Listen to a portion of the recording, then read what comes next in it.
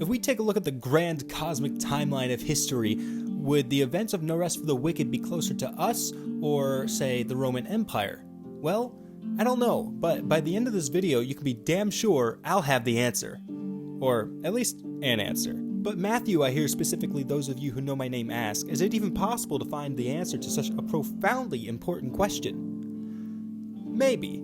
Let's start with the obvious. No Rest for the Wicked appears to take place in a medieval setting. Now, this time period ranges from the 5th to 15th century AD. We've got cobblestone walkways, cobblestone railings, cobblestone buildings, bridges, spires, and other things including but not limited to structures made of cobblestone. Now, of course, wood is another frequently used building material in Sacrament, in addition to what I assume to be some form of mud brick shingles on the roofs. The overwhelming majority of building material, though, is once again cobbled, probably limestone, quarried from the Nameless Pass. The residential architecture you see in Sacrament is very reminiscent of something called Tudor architecture.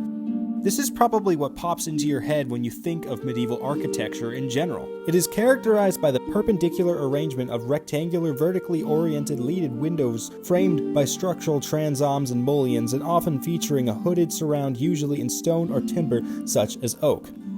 Thanks Wikipedia. This style originated around 1480 AD, so it just barely fits the medieval time frame. Once you take a deeper look, however, this comparison kinda starts to fall flat.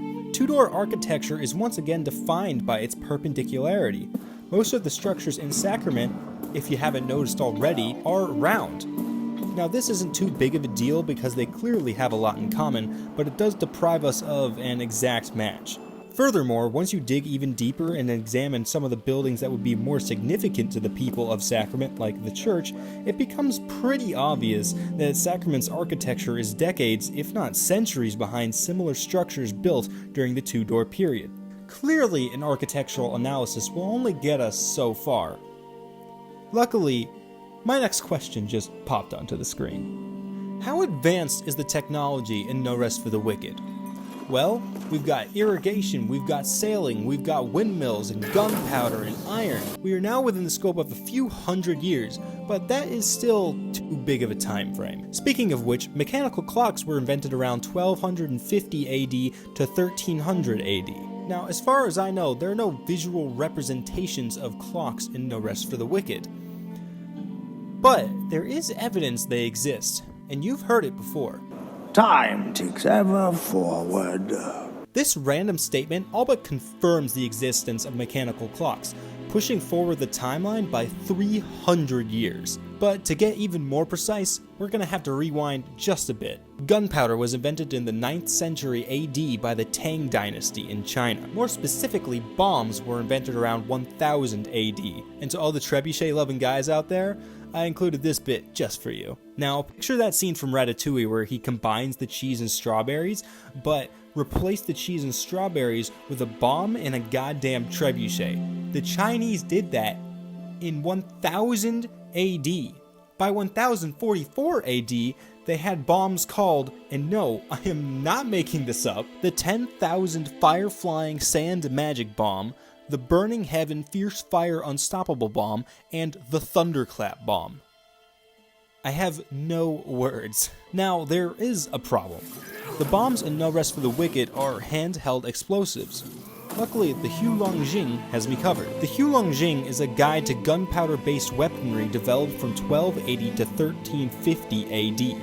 Within it is a description of what is thought to be one of the earliest prototypes of the modern hand grenade. Now that is what I call narrowing it down.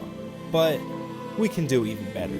Here's an illustration from the Encyclopedia Britannica depicting the visual evolution of European protective clothing, or, armor. If we cross-reference this image with the armor sets found in No Rest for the Wicked, we can assign each applicable set in the game to the set they most closely correlate to on the illustration. Using this data, we can determine the most realistic time period in which these armor sets would have been used in real life. So, I guess I should go do that. In the meantime, I'm going to circle back to the architecture of Sacrament. As previously stated, in comparison to the more prominent structures being built in the early 1500s, Sacrament's architecture and engineering is clearly a few hundred years behind. This brings me to the Romanesque period of European architecture that lasted from the 11th to 12th century AD. As you can see, this style of building much more closely resembles what we see within Sacrament.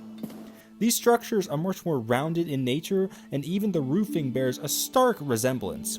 When you take this information into account, the architectural difference between the structures within Sacrament begins to make a bit more sense. The larger, more prominent buildings would of course have been made to last, and last they have, as there are obvious signs of weathering throughout the city.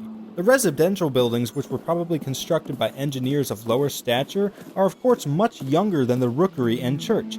They need to be replaced significantly more often, and the gameplay of No Rest for the Wicked, in which you must collect supplies to renovate and reconstruct various buildings around the city, supports this theory.